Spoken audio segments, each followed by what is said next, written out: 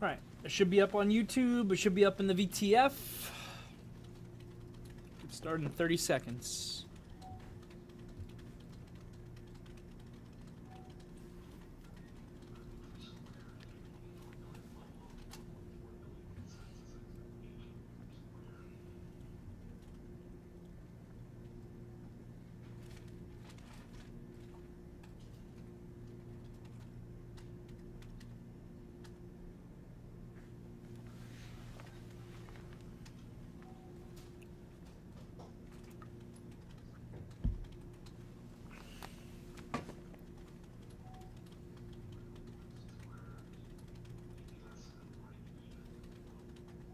What a crazy day today was. All right, it's 10 after, and I am still an associated member of T3 Trading Group, which is an SEC registered broker-dealer and member of FINRA. All trades placed by me are placed through T3 Trading Group. You should carefully consider whether trading is suitable for you in light of your own financial condition. Here is the position disclosure. I ended up selling out of that NEO right into the close. Was in NEO pretty much all day. It was an okay trade. Disappointment in the lack of follow through. We could talk about it. Kept a little bit of NVIDIA short. Maybe I'm crazy. I'll tell you what's crazy. This market is nuts. This market is completely crazy. Let's look at our daily charts here. SPY's closed up 0.4%, not too big of a deal. Qs are up 1.2%, and IWM is flat. It's really the insanity here coming in the NASDAQ on this move today. And TLT bounced back, so interest rates were lower. I guess market isn't so afraid of the taper that's coming. Look at this NASDAQ. This was the biggest thing that I was highlighting this morning, and honestly, the upside continuation in the NASDAQ is not surprising. Not only is it not surprising, it's exactly what we spoke about in the morning meeting today. Albeit concerning. It is a little bit concerning. I did not, Brandon. So what I discussed in the morning meeting today is the market potentially going parabolic. We were already in an ascending channel here, really in the SPYs also, but especially here for the NASDAQ. We were already in an ascending channel that had a very accelerated slope to it. And we actually, as of yesterday, broke out of that ascending channel to the upside. So the slope, the rate of change here for the NASDAQ is increasing. That's what happens when momentum is in the market. That's what happens when markets go parabolic, right? That's a shape. The definition of momentum really comes into play here. The greater the price, the greater the demand. I mean, we really saw that in some of these stocks like NVIDIA today. It was like the more it went up, the more people wanted to buy it. It was completely crazy. The degree of some of these moves that we've seen in NVIDIA, Tesla, AMD, we could take a look at those in a minute. Markets going parabolic is not healthy. What I want to see as a bull, and I'm pretty much long across the board. I've got that small AMC position on, added to some NVIDIA today, which I could talk about also because that trade was very difficult to try to get short. I know some of you guys caught it to the long side. Anybody who caught it to the long side and caught that whole move, congratulations. But trying to come in on the opposite side of that because it was extended was very difficult. So again, we can talk about that in a second. So anyway, the market here is potentially going parabolic. That is not healthy. We could potentially be looking at a blow-off top type of situation at some point soon if this rate of ascent continues, and especially if it continues to increase. It's just crazy. What I likened it to in the morning meeting today was September 2020, the beginning of September 2020, beginning of the month, right in here. So let me zoom in on this section of the chart so we can take a look at it again. So, a little bit of perspective here. The March 2020 bottom from the coronavirus crisis. Doesn't this just seem like a blip on the radar now? The March 2020 low from the coronavirus crisis we had here, and from that low, we were in this accelerated ascending channel. And then that led to a little bit of bump and go in July, which is typical, right? Sell in May and go away. We saw that this summer as well. And then starting in August, that ascending channel just resumed again. And it resumed with an even greater slope. And then that slope increased over time. You can see here this channel really kind of breaking out to the upside on August 26th. And that's the beginning of this market beginning to go parabolic here to the upside before leading to a significant crash that we caught this crash as a team really well here. I remember we called it out. And the reason how we were able to identify it, we recognized, just as we're recognizing right now, that markets going parabolic it's not healthy. You start to get into like a greater fool type of theory, but again, momentum is a really strong force, so it can continue. This candle here on August 26th of 2020 feels very much to me like yesterday's candle for the NASDAQ. Now the difference, the way that we were able to capture this high here was because of the VIX. So the VIX back in September 2020, VXX is what I'm looking at right now. You can see that the VIX started rising along with the market, right? So what day was the absolute high in the Qs was September 2nd. You look at the VIX here, the VIX really starts rising on August 27th. And 1, 2, 3, 4, 5 days in a row here, culminating with that September 2nd high here in the VIX, along with the market making a high at the same time. So we did a really good job recognizing, all right, the shape of this market is becoming parabolic. VXX is making new highs every day along with the market. It's usually not how it works. And we were able to kind of call that top. So again, I just want to compare this candle here from August 26, 2020 to yesterday's candle. Let's zoom back to right now. Yesterday's candle broke out of this channel here to the upside. So to me, it's a concern. But the difference is that the VIX has been continuing to drop. And even pre-market this morning, it was gapping down with the market gapping up. So that's normal.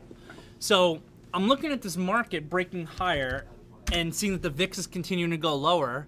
And I'm starting to look at this market that's extended, even into today's gap, saying, one, of course, we need to be careful buying in an extended market. There's always appropriate degrees of caution that you need to recognize when you're looking at a market that's extended. But at the same time, if we're beginning on a parabolic move, I will take one of those, please. If we're going on a parabolic move, oh, thank you so much, Donna. Appreciate it. You're gonna need more than one.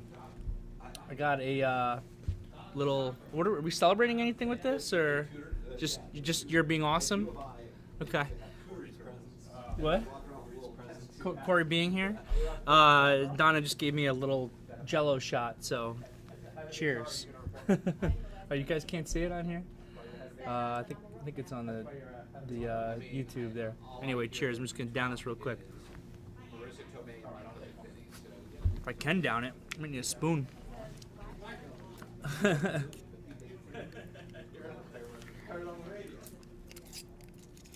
Josh is immediately here. All right, sorry about that, guys. Anyway, going back to this analysis here of the market kind of going parabolic. So on the one hand, we need to be cautious whenever we're looking at buying in an extended market. On the other hand, I kind of feel like this is the potential of a day one where we broke out yesterday and we could really get this bigger degree of momentum coming in. Again, even if you go back to the comparison that we just made at the end of August 2020 into the beginning of September 2020, it was still what? 5-6 days after this candle? We still had another like 5-6 days of movement to the upside. So this to me is a little bit worrisome. It's a little bit dangerous as a bull because these types of movements can't last forever. But the flip side of that is I definitely don't, and this is what I said in the meeting, even though I didn't perfectly follow through with this, I definitely don't want to just come in and just start shorting stuff without a signal. Just because it's extended is not a good enough reason. We need other confirming factors to come in. Pat's note this morning where he was talking about some of the indicators he uses also signify that we could see higher price action still as this market becomes more extended, and that's exactly what happened. Coming into today, it's difficult because I'm expecting good price action, I'm expecting good volatility, I'm expecting these wider ranges like we've been having. I also know I need to be a little bit cautious on new longs.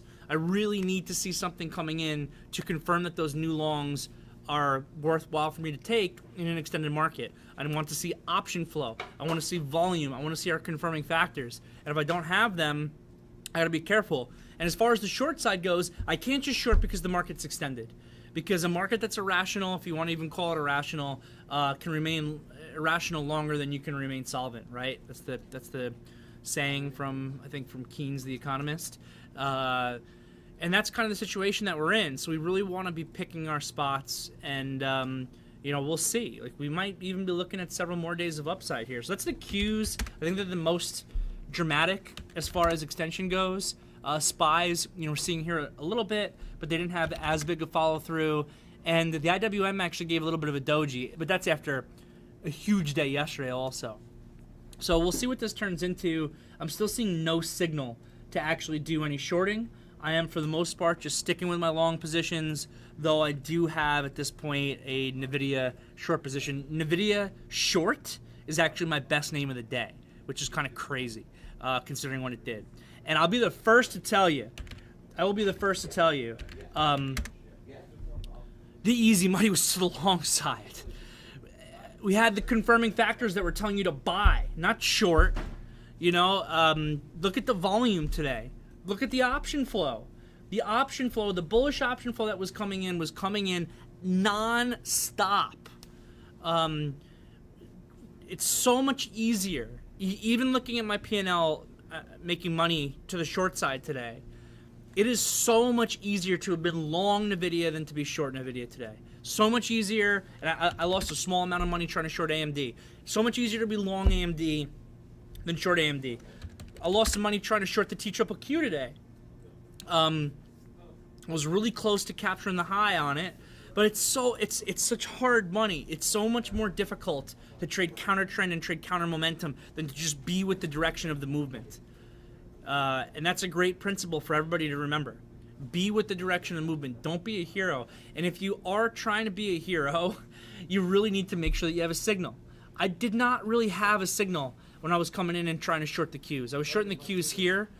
It was more just, I was trying to hedge myself. It's like 10:15, 10:30 on the day at this point. The market's even extended still in a 5-minute. At this time of the day, it's usually when we see 15-minute corrections. And guess what? I got pushed out right here on this green bar for a nice little loss on this thing. I got out at, I think, 169.60 on my short for a nice little loss. And then, of course, one more little uptick, and then the pullback that I was looking for actually occurred. But the point is, this is such hard money. And I was shorting this just because it was extended. That's not enough. In this market environment, shorting something just because it's extended is not enough. We need to have some sort of actual signal come in and tell you to short. And yeah, you know what? I was keeping an eye on this VXX. VXX, the VIX here was going green and rising as I was trying to, put my Qs on. So I had that extra layer of probability on my side. But I still need to see the specific actual signal come in and tell me to short. And I didn't do that. I'm just like, okay, I'm just going to short because the market's up too much. And guess what? I just, might as well have just opened up my wallet, took out $1,000 and given it to any one of you guys, because it's just a waste of money. I was really trying to be selective with that NVIDIA also. I had a few break-even trades on this thing and then kind of was quickly getting out of the way on it. I first shorted NVIDIA at a little trade at about 10:05 today. Yeah, off of this candle. Again, extremely extended. Even at this price, right? This is a price of 283. I'm looking at this daily chart, like, oh my God, look at this degree of acceleration. And that's only when it was at 283. It went to 313. That's why you got to manage your risk. That's why you can't just short things because it's up too much. But what I'm trying to do here is I'm trying to short on the way down. So I got a great price on this short, luckily, and I was able to just barely cover my risk. I think I literally got the low tick on the way down here to cover my risk, and then I got stopped out. And then I went on with my day. And then I typed it up a little bit later when this candle came in. Same thing. I'm shorting it on the way down with the volume confirmation, with the shooting star. I got a little bit of a move here. I was able to cover my risk plus a little bit more, and then I got stopped out. And then I really started to probably watch this a little bit too closely. I then reshorted it back through this $300 here. Every time it got a little bit extended, $300 is a big psychological level. It's a little bit extended. Volume picked up again on that break of $300. Inside 5 and down here, so I shorted it again on the break down through $300. I got a big enough a move here to once again have a slightly profitable trade. So I had a break-even trade, a slightly profitable trade, a slightly profitable trade, and then this candle definitely threw me for a loop.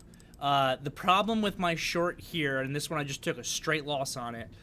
The problem with my fourth short, I timed my first 3 really well. I had the proper signals. Even here, you got a little bit of a signal, a little bit of a shooting star candle. I actually liked that it broke highs and came back down.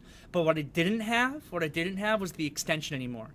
And it's the extension, along with the shape of the candle, along with the volume confirmation, that enabled me to pick my spots well enough to be able to cover my risk every time on the other trades. This one didn't happen. It just goes sideways here, breaks up, I get stopped out. And then I took a couple more trades in here. I think another one was break even. Another one was just another pure loss. So now I got, a few break even trades here, like 4 or 5 break even trades, and like a couple that are just straight losses where I couldn't get any risk covered on it.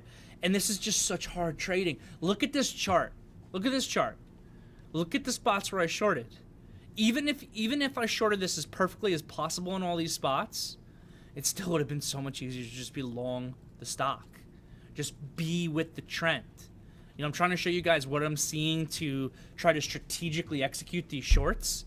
And even with that, I feel like I traded this like as good, almost as humanly possible in some of these situations if you were trying to trade it to the short side. I mean, again, the stock still closed up 12% today, and it's my best name, and it's to the short side. But where I really caught it was on the upside capitulation here. And even this was so difficult because, look, this shooting star happens, and then this next shooting star happens, but this high breaks this high. It was brutal. I did see something in the tape here that showed me that this was the moment. When they broke that previous high, there was a pegging seller, which you almost never see, coming in on the level 2, just pegging this thing all the way down, then immediately came back down below that high, and then that was the signal, and that was it. And this is where it got extremely extended. The volume went nuts. Basically the highest volume of the day coming in on these 3 candles. And then we got the actual real breakdown, and this happened to be my heaviest position in it by far. I whacked, a couple thousand shares or whatever at, I think 311.57 was my price on the way down, and I still am not advocating this honestly as good trading. It's to show you, I guess, one, how difficult it is to be counter trend and counter momentum, how you got to be like a surgeon to really pick those spots, and that even if you do the right things, you're probably going to lose money being counter trend, counter momentum. It is so difficult. Just look at the option flow hitting. Look at the volume. Look at this thing working its way higher, trending beautifully. Look at these pattern continuations here to the upside. Just be long. With that said, of course, you want to be a little bit careful being long a stock that's extremely extended. I think at one point somebody in the VTF was like, hey, who's going to buy NVIDIA here? And I said, not me. That was probably like 285. It's because I just thought it was just too extended. But I'm already seeing out of the corner of my eye a question from Mark. Can you explain why you wouldn't look for long? Yeah, no, Mark, that's exactly what I'm saying. That's exactly what I'm saying to you guys. That's what you should be looking for. You should be looking for the long. Go with the trend. Go with the momentum. It's so much easier than going counter trend. I was just looking at the degree of extension. RSI was what, 89 on the daily? It's the highest in NVIDIA history. The RSI is the highest in the history of NVIDIA in terms of showing you how overbought the stock is. I can tell based on my extension rules, just looking at it, how absurdly extended it is. And that's what was in my head on trying to find that hero trade. But you're better off just either not trading it at all, or again, just really trying to be on the side of the momentum, on the side of the trend. And yeah, Brandon, for sure, it makes sense to me to either not trade it at all, because of the degree of extension. It makes sense to me to try to be long, but being cognizant of the degree of extension, but trying to be long because of the volume. And again, the option flow is ridiculous.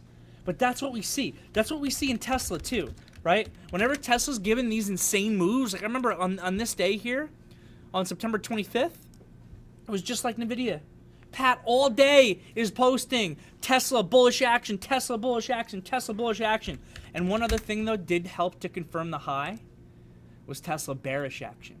Is this, Pat, is the only bearish action we saw in NVIDIA at highs?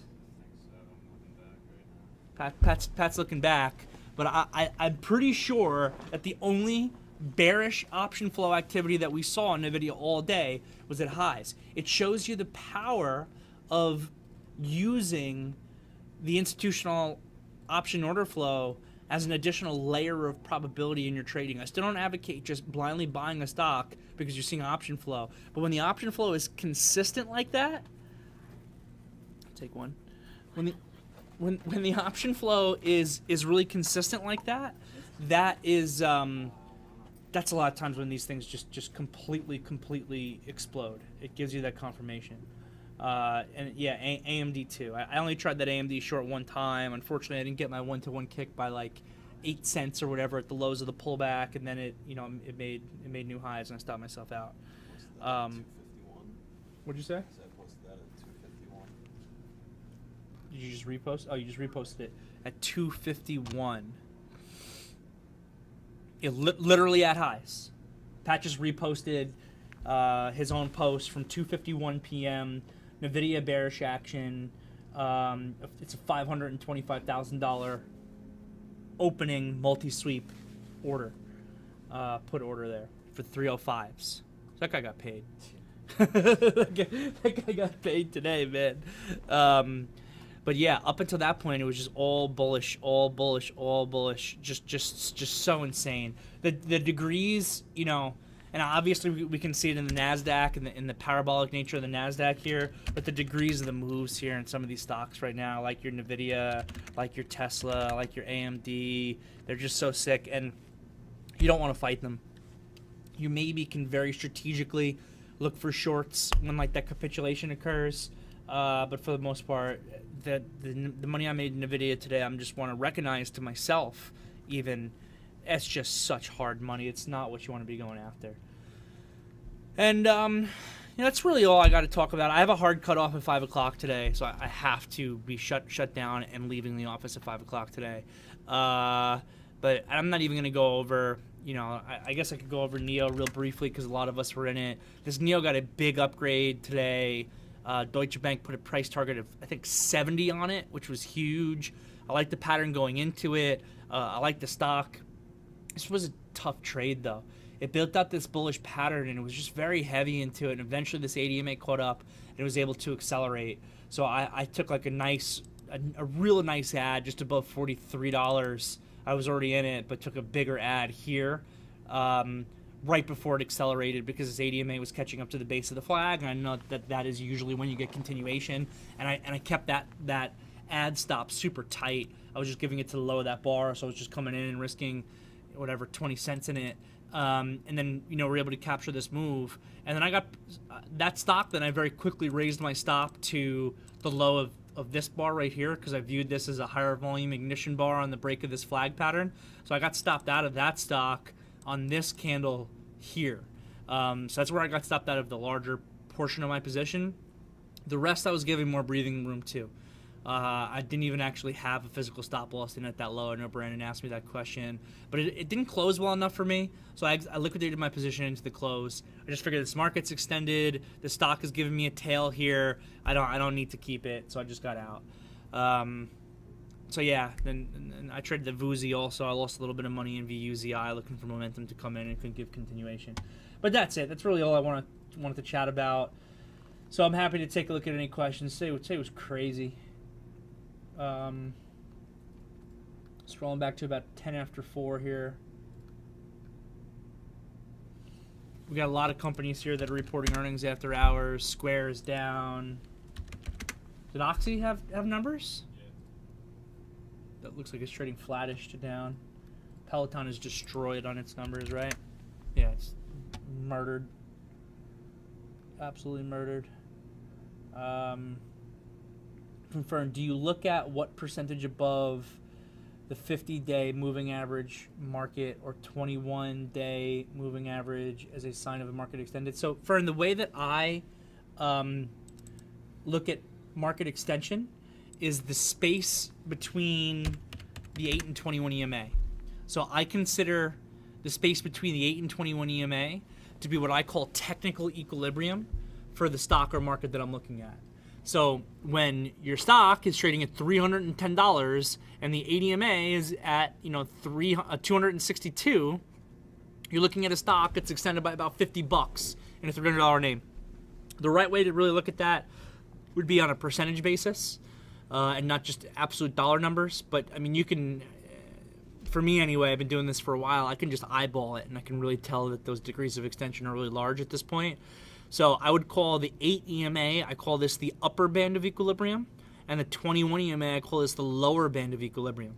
And then you can have degrees of extension off of it, right? The market was extended on this day for NVIDIA. It's trading at 250 with the 8 EMA at 228. It's extended by $23. Even here, even after 2 days of rest, it's less extended, but it's still extended. Stock's at 250, 8 EMA is at 235. 236. It was extended by $23. Now it is extended by $14. So you can see that markets correct. They correct extension through time and price. This was a 2-day time correction here. Not even a huge one. Didn't even give the 8 EMA time to catch all the way up. It's still even extended at these highs, but it's less extended after this time correction. You can also have price corrections. Stock gets extended to the upside and then pulls back to that equilibrium area, to the space between the 8 and 21 EMA. Or in this case, if from a period of extension after 2 days of rest, you just get this upside continuation, 4 days in a row here. And then coming into today, guess what? Coming into today, NVIDIA's extended, but it gets more extended, gapping up even bigger. You think it's extended at the open today at 272? You're right, it is extended at the open today at 272. It's extended by $12. And then guess what? Next thing you know, it's extended by $50. So the point here is, first of all, that's how I view market extension. That's how I view market equilibrium. And a market that's extended does not have to go down. It can go sideways, or if there is momentum, that what enables a stock to become extended in the first place, and what enables a stock that's already extended to become larger degrees of extension is momentum. And what we had in NVIDIA today to the upside all day was momentum. And even now, with this thing being still super extended at today's close, it's at 297 and the 8 EMA is at 263. This thing, extended by $35, it doesn't have to go down here. It could. That's why I kept some. I got a good profit cushion. I got a good price up here. It could price correct. If NVIDIA wants to, it could go back to 250 and still be bullish. It's just a technical correction down in equilibrium, but it doesn't have to. It could go sideways here for the next 4 or 5 days, and these moving averages will catch all the way up to it. This will create a bear flag, and it could give upside continuation. So that's why we want to measure degrees of extension. We want to understand that when you are buying an extended stock, you have a lower probability of success and a worse risk reward. It doesn't mean that it can't go up. And we want to understand that just because the stock is extended also doesn't mean that you can just come in and short it, because it can become more extended. Again, if you shorted NVIDIA at 280 today and you're like, it's extended, it has to go down, you got your face ripped off when it went another $33 higher, because the extension got even more extended because of the momentum, because of the volume, because of the option flow. Really, volume and option flow are signs that momentum is existing. So that is the answer to your question, Fern. I don't understand your question, Cap Holmes. Price to action if short scalp. Yeah, and then even if you do take the short trade, I'm not sure if this is what your question is exactly. All you can really expect when you get the signal is a pullback to equilibrium on that time frame. That's why the better shorts that I had were when we had extension away from those moving averages, because all I needed was a time correction, even honestly, better yet, a price correction like I got here. All I need is a price correction. It can continue the uptrend. All I need is a price correction. I can make a little bit of money off this, depending on how greedy I am. The reason I chose to be more greedy and not like just liquidate my entire position into this move was because I recognized the degree of extension on the daily chart as well. So I'm like, all right, I'm shorting here. I'm getting my risk covered because I feel like it should be pretty easy for me to get my risk covered by just this retracement back down into equilibrium. At this point, when the stock gets back into the moving averages, what is the most likely thing from the perspective of probability that's going to happen? All right, forget you guys can't see, but like if you guys can just erase on your screen everything past 2:35 or everything past 12:30 today. So all you can see is that this shooting star just came in and this red candle just closed like this right into equilibrium. Let me ask you, or you should all ask yourself, what is the most likely thing that's going to occur at this point for this stock? The answer is it's going to go higher and stop me out. That's the highest probability thing. The highest probability thing for the market is always for the trend to continue. You should assume always that your trends will continue until they have proven to you that they've actually failed, right? So, you know, for me, I'm recognizing the degree of extension on the daily chart, and I know that there's a high probability of me getting pushed out, but from a risk-reward perspective, once my risk is more than covered as it was in this trade, I don't care if I get stopped out. Because if I give back this money, I get stopped out, I end up just making a little bit of money on the trade. And if this does then create a lower high and then a lower low and I get a short-term reversal, well, look at this daily chart. I could get a move. What were these prices? You know, I'm short at like 296.50 or something like that, I think, up here. Yeah, sounds like that. Maybe even a little bit of a better price, actually. But still, you know, 297, let's just say, something like that was my price on that trade. What's my reward potential on the daily chart? My reward potential on the daily chart is I get to move back to the ADMA. I get to move to 265, 270, to maybe even 250. That risk reward, I like that risk reward. I'll take it. So even if my probability of success at this point is not great because it is uptrending and the option flow is still coming in, my risk is more than covered. I'm in a win-win situation. So now I can look for the daily chart reward to see if I can make more. And guess what? I get stopped out. So I move on. And I made a little, make a few bucks and move on. That's how it should be. Not, you gotta be, but another reason why it's very dangerous to take these trades to the short side is of how easy it is to start fighting the stock. You don't want to fight stock. It's so easy just to say, oh, I got stopped out, but oh, look, it just came back down. Let me reshort it. And that's not good execution. You know, you got to really be like a surgeon to try to put these shorts on. And again, I'm saying that all with the caveat that you would have been better off being long. So I hope that answers your question. Brandon saying, do you think that the Fed yesterday played into today at all? Absolutely, I do. I think that is leading to the euphoria. I don't know if this is just, you know, hedges coming out of the market or a big sigh of relief that the market is breathing. If you guys remember, I said this over a month ago. I said at the last Fed meeting, I think. I was like, guys, what if instead of this tapering being this big, bad, bearish news that brings the market down, what if the market actually breathes a sigh of relief from it because the market views that tapering is coming as a sign that the economy is improving and we've been wanting to get that to happen anyway? What if the market actually just moves higher on it? And that's exactly what happened. So that's that. Rich wanted to go over RDBX. This is from Bill. For what it's worth, what I did on news plays. If it looks like there's momentum, I'll take shares. Let me type up RDBX. Oh my God. Okay. I missed the news on this. I must have been totally focused on NVIDIA. So I don't know what happened here at 3 o'clock. If Pat's able to fill me in.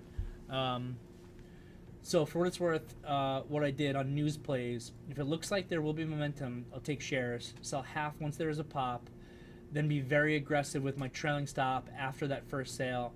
I keep moving up very aggressively until the news pop pulls back and then get stopped out. Sometimes the news plays just run so I can keep trailing, and if it moves enough, I can start to use Derrick's trailing rules. It's a really quick trade, so not for beginners. Yeah, for sure. Thanks, Bill. Thanks for that information. I love that different traders in the group give different perspectives on how they trade and how they're able to make money. And yeah, all for that. One of the cool things about ProDesk VTF, I don't know if this was through ProDesk. Bill, I know you get news on your own from other places as well. We do tend to get the news really quickly here as a team. And sometimes you can jump on that super early. I remember even that Bed Bath & Beyond the other day, like Pat posted that news so early into the VTF while I was doing the meeting, and the thing just obviously exploded. So yeah, a few different ways to skin a cat, as they say, and that's definitely one of the things you can do on a momentum trade. Get the risk covered and then trail aggressively. I like it. Mark's question I answered. Next here from Rich. So on the NVIDIA chart, in theory, how would you have found your way in the long?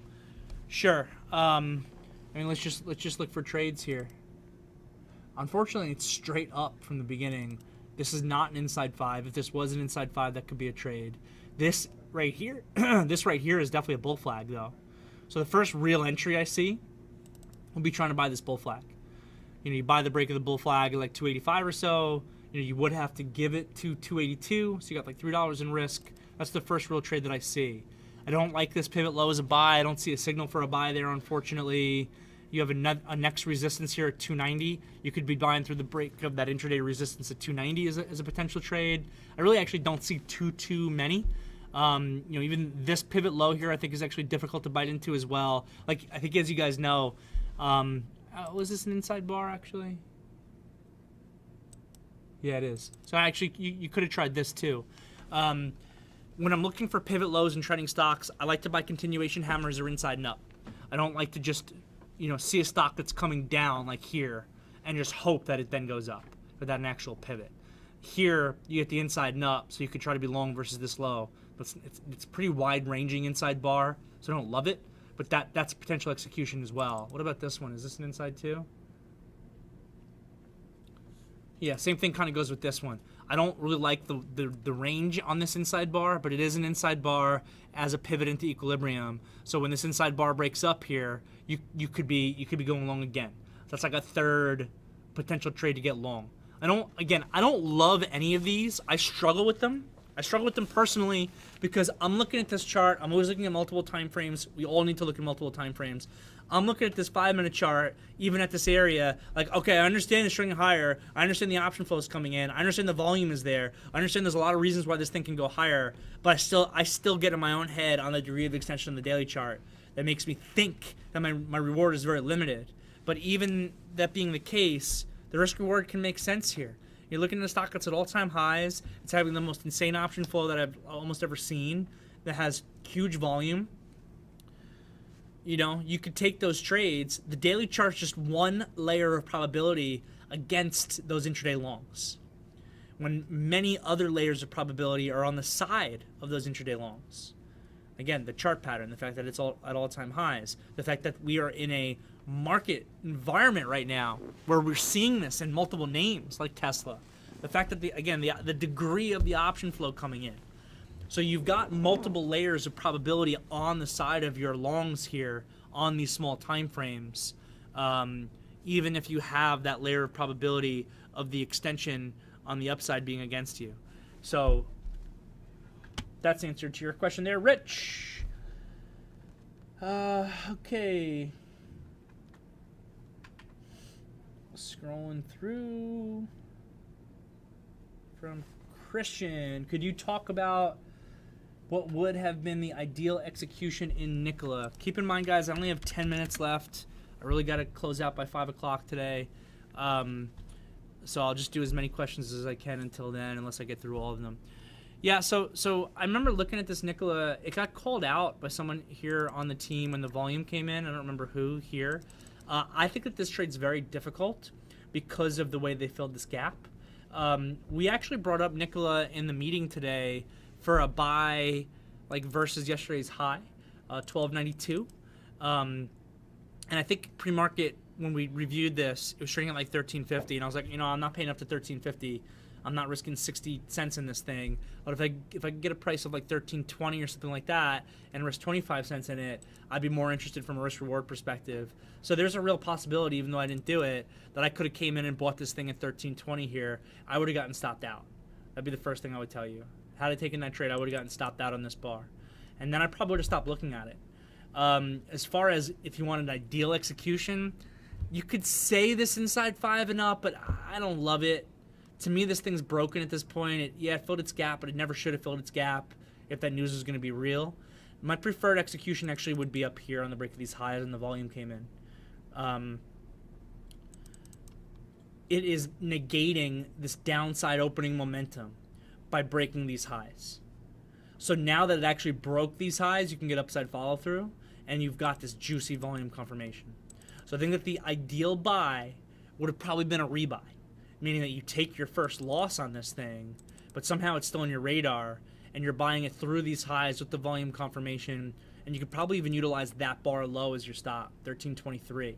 So you're buying like 1347, you're taking like 25 cents risk here, and then you get your follow through. So I think that that would be the ideal entry if you're, to answer your question on what the ideal entry would be. Next from Sebastian. Today I was looking at Google. Oh, GoGo, not Google. GoGo. Yeah, GoGo actually was on my list today also, but I ended up just not getting focused on it. $17.50 here was the level that I was kind of paying attention to for GoGo. So you got in at 1781. You're left with 33% of your position around 10 o'clock. Okay, so this broke right away. What price did I say? I like 1750. You're saying 1781. It was your price. Okay, fine. It's good execution, especially long versus lows. So you were left with 33% of your position around 10. Okay, that's fine. That's a good amount. Given the degree of the move here, it's a good amount to have. I like your game plan. There was big resistance at 19. Yep, you can see that in the chart. That selling was coming in at 19. It had a false breakout, and because of this PA, I don't know what you mean by PA. I cheated and moved my stop loss. Okay. So basically, you're saying because of this break, you raised your stop to here. That's fine. You cheated. I like that you recognize that you cheated. So you cheated on my third rule. Your first rule, you have a pivot.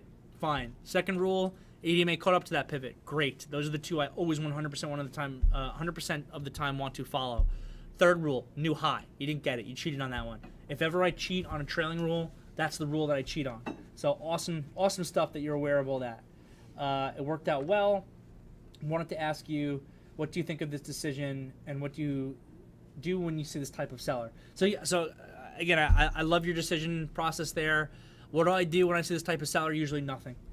I let it play out. And that's what happened in Neo today too. I was very concerned about a seller there. I was very concerned that this thing went lift. I was very concerned about how heavy it was. And I know someone even messaged me like, oh my God, when the seller came back in again at 43 and drove it down, I just liquidated my position. I missed the move. I'm mad at myself. Keep it simple. You have a game plan, just follow the game plan. So what do I do when I see a seller like I saw in Neo? What do I do when I see a seller like you saw in GoGo? I do nothing. I let the trade play out, especially if my risk is already covered.